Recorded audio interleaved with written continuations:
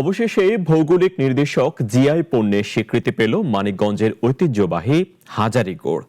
বিশেষ ধরনের এই খেজুরের গুড়কে জিআই পণ্য হিসেবে নিবন্ধন দিয়েছে সরকার। এর মাধ্যমে দেশের জাতীয় ও আন্তর্জাতিক পর্যায়ে বিশেষ স্বীকৃতি ও আইনি সুরক্ষা লাভ করল খাদ্যপণ্যটি। আবিদ হাসানের রিপোর্ট, জানাচ্ছেন শাশ্বতী সরকার। শতাব্দীকাল ধরে ঐতিহ্য বহন করে আসছে মানিকগঞ্জের হরিরামপুর উপজেলার হাজারী গুড়।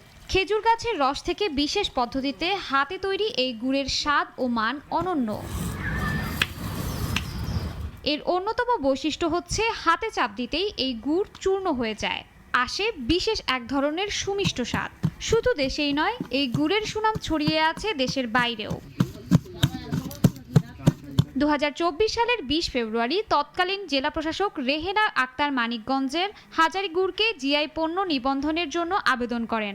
দীর্ঘ প্রক্রিয়া শেষে চলতি মাসের 15 জুন শিল্প মন্ত্রণালয়ের পেটেন্ট, শিল্প নকশা ও ট্রেডমার্কস অধিদপ্তর আনুষ্ঠানিকভাবে এই হাজারী গুড়ের জিআই নিবন্ধন সনদ প্রদান করে।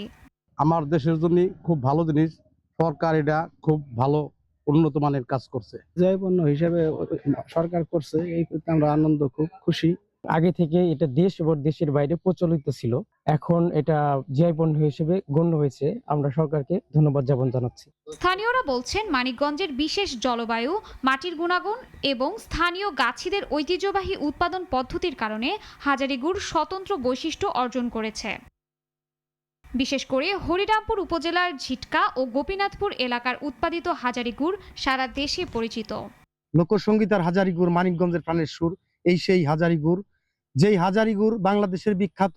এত খুশি আমরা যে এইভাবে মনে করেন যে কাজটা হইব, সরকার করে দিব, মনে করেন সরকারের অনেক ধন্যবাদ দেওয়া যায়। বিশ্ববাজারে পরিচিতি বাড়ানো, নতুন সম্ভাবনার দ্বার উন্মোচনের পাশাপাশি এই পণ্য নতুন কর্মসংস্থান সৃষ্টিতেও ভূমিকা রাখবে বলে আশাবাদী বিশেষজ্ঞরা। শাশ্বতী সরকার, নাগরিক।